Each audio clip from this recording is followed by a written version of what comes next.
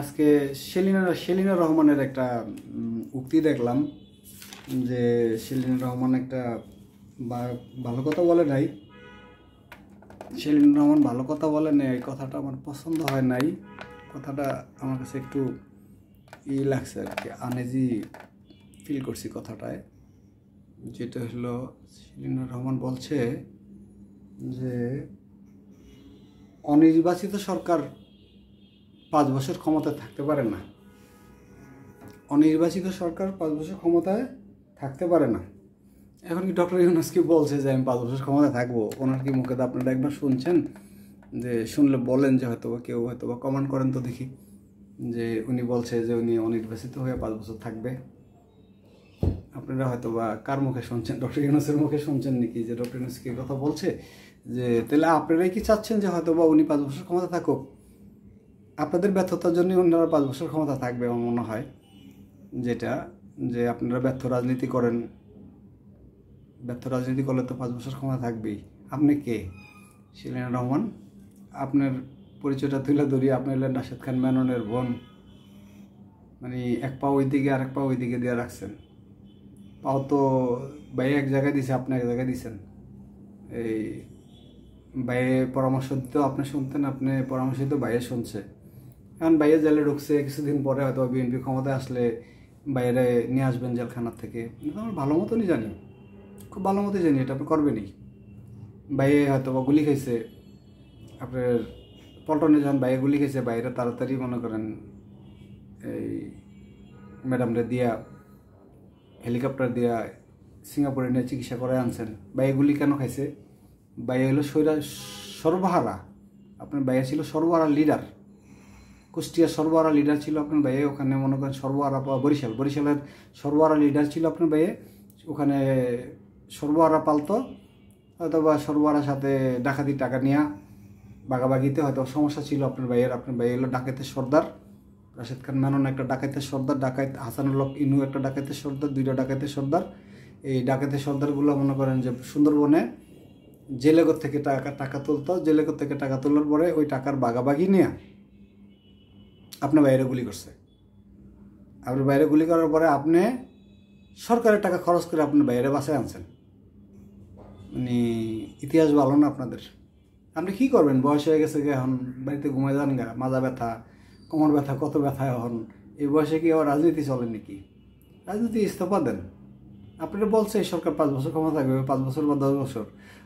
জনগণ যদি হয়তো ভোট দেয়, জনগণ যদি চায়, জনগণ বলবে যে ওই সরকার কত বছর থাকবে। আপনি কি বলার? আপনি বলতে পারেন না। আপনি আর আপনার ভাই একই রকম দেখলাম, ভাই বোন 2জন একই রকম। ভাই বোন দুজন। ভাই আপনার ভাইয়ের জায়গায় ডাকাত আপনি জানেন নাকি? আপনার ভাই রাশেদ খান মেনন যে ডাকাত, ওই খবর আমরা খুব ভালো করে জানি। আপনার ভাই রাশেদ খান মেনন যে ডাকাতের সর্দার, এটা ওই যে সুন্দরবনের থেকে চাঁদা তুলে, এটা হলো যে শেখ হাসিনা নিচে কেন তো নিচে আমি বুঝিনি। এর ভিতরে কিছুই নাই, আমার চোখের ভিতরে কিছুই নাই।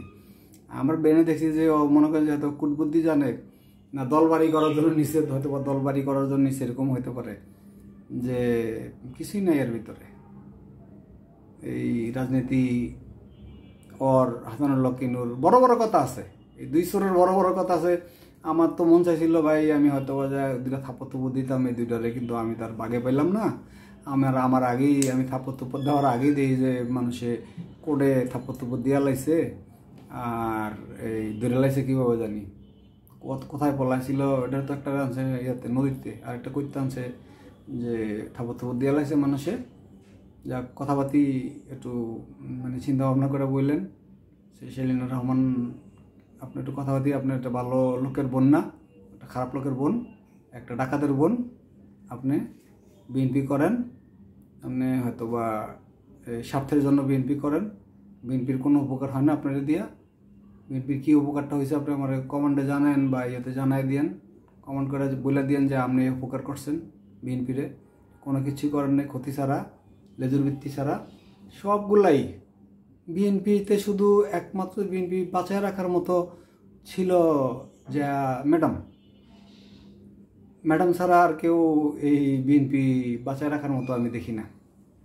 আপনারা সবাই হয়তো আরেকটা যেটা একটা গল্প জানেন কি জানেন না জানি না, তারপরও জানা দরকার, যা বলি যেটা হলো যে অ্যাক্টিং প্রেসিডেন্টের কথা, অ্যাক্টিং চেয়ারম্যানের কথা বলেন যে তারেক জিয়ার কথা বলেন যে তারেক জিয়া এই টাকা নিয়ে গেছে, টাকা খায় ফেলছে, বা খাম্বা থেকে কন্ট্রাক্টারি নিছে। এটা একটা ভুল কথাবার্তা, এটা একটা ভুল ভ্রান্ত ধারণা। এটা ভ্রান্ত ধারণা যে তারেক জিয়ার সুন্দর ইতিহাস আছে, যেটা হলো তার সাথে একটা ল্যাপটপ থাকে। সে যখন গ্রামেগঞ্জে যায়, গ্রামেগঞ্জে যাওয়ার পরে সে যখন গাড়িটা গ্রামে চলে যায়, গ্রামে চলে গেলে কোন গ্রামে আসছে যদি বলে যে এই গ্রামে আসছে, তাহলে সে বলতে পারে যে এই গ্রামে তার এই কর্মীটা আছে।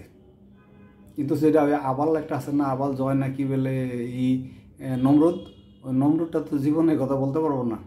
নমরুদ কা গরমে নমরুদ পয়দা হুয়া, ওই যে বলছিল পাকিস্তান, এই নমরুদ বলতে পারবে না, কিন্তু তারেক জিয়া বলতে পারবে যে আমার এই কর্মীটা আছে এখানে, ডাকো।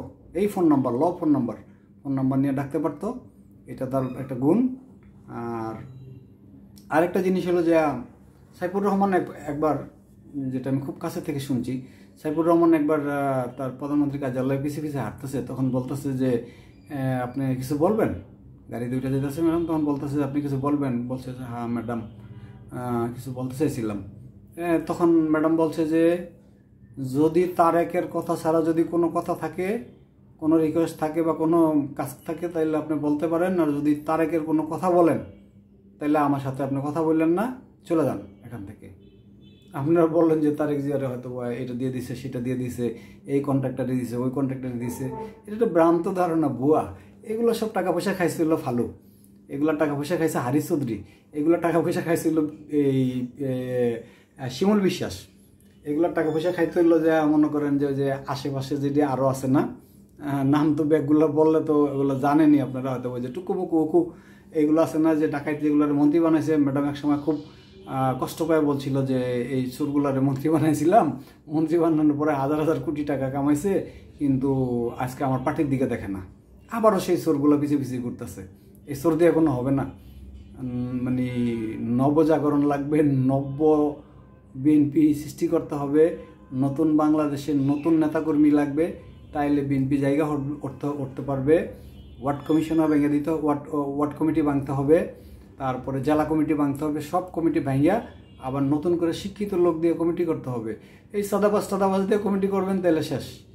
আপনি তো দেখি এখন বাইরে দেখি যে আপনার যেখানে বাইরে যেখানে যাই দেখি যে আপনার ওই লেখাপড়ার তো লাগতে পারে না, আপনার দলের কর্মীরা বড় সাদাবাজ, বড় একজন নেতা, দেখলে মানুষে ভয় পায়, সব মানুষই ভয় পায়। আগে যেটা আওয়ামী লীগের আমলে ভয় পাইতো না, সেটা এখন বিএনপির আমলে মানুষে খুব ভয় পায়।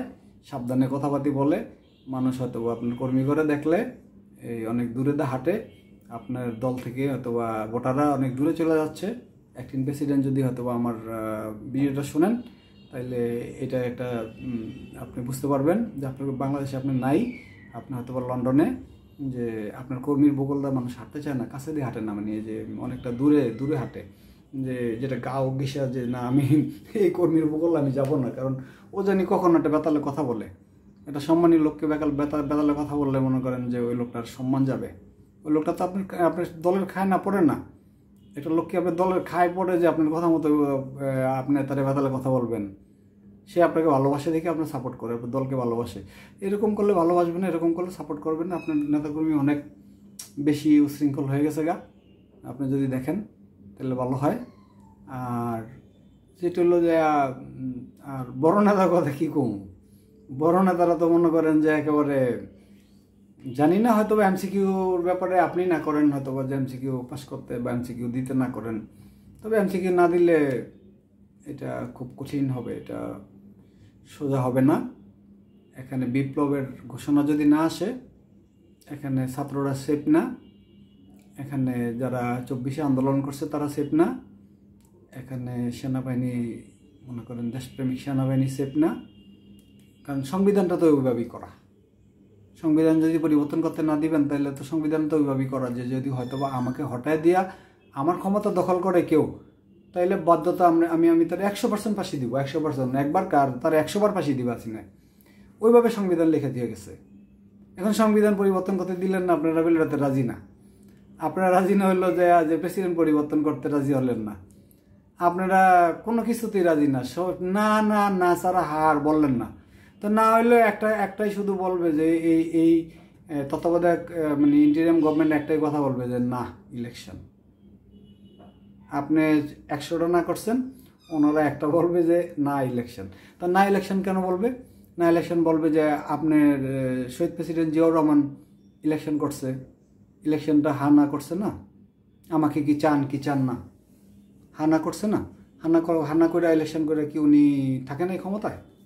ছিল না? ওটা কি ইলেকশন না? আপনি কি বলতে পারবেন যে এটা ফালা দেওয়ার মতো ইলেকশন ছিল, যে ওই ইলেকশনের কোনো গ্রহণযোগ্যতা নাই?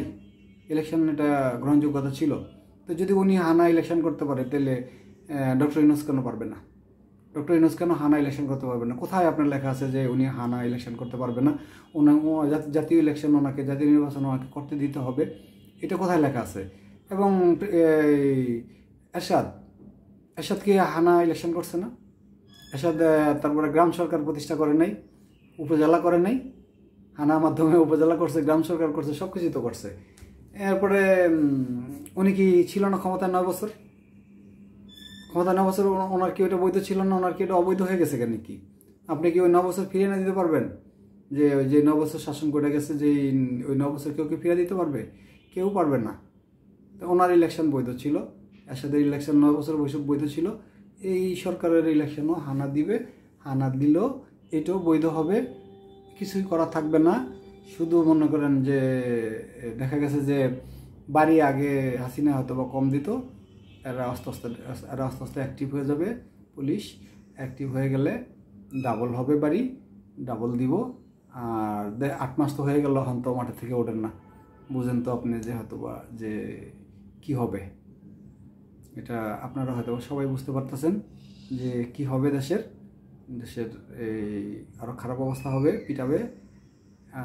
অপারেশন ক্লিন হার্টের মতো হবে। অপারেশন ক্লিন হার্ট যেভাবে দিছিল বিএনপি, দেওয়ার পরে সব সন্ত্রাসী বইলা রাজনীতিবিদদের মেরে ফেলছে। অপারেশন ক্লিন হার্টের মতো অপারেশন হবে। যদি সমস্যা হয় তাহলে এটাই করবে। এটা করলে দেশের জন্য খুব খারাপ।